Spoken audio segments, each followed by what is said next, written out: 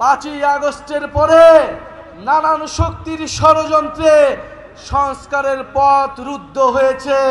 5ই August আমাদের লক্ষ্য ছিল গণভবন, এবার আমাদের লক্ষ্য হচ্ছে জাতীয় সংসদ ভবন।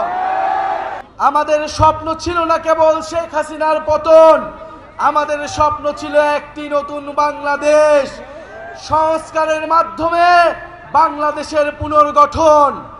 কিন্তু বন্ধুগণ, দুঃখের কথা, 5ই আগস্টের পরে নানান শক্তির ষড়যন্ত্রে সংস্কারের পথ রুদ্ধ হয়েছে।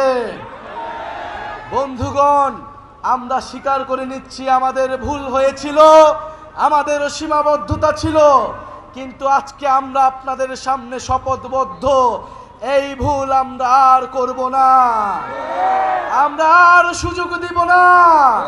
যারা এই গণ অভ্যুত্থানকে, যারা এই সংস্কারের যাত্রাকে ব্যাহত করার চেষ্টা করছে, বাংলাদেশের জনগণ তাদেরকে কোনোদিন ক্ষমা করবে না।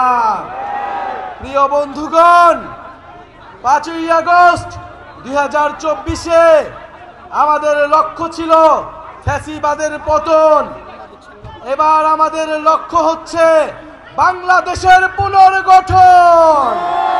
প্রিয় বন্ধুগণ, 5ই আগস্ট আমাদের লক্ষ্য ছিল গণভবন, এবার আমাদের লক্ষ্য হচ্ছে জাতীয় সংসদ ভবন।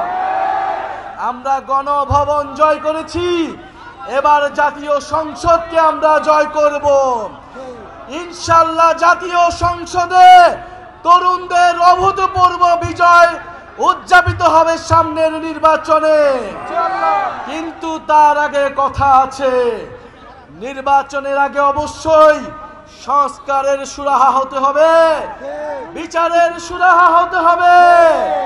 গণহত্যাকারী খুনি হাসিনার বিচার আমরা দেখতে চাই, সংস্কার দেখতে চাই এবং নতুন সংবিধান দেখতে চাই।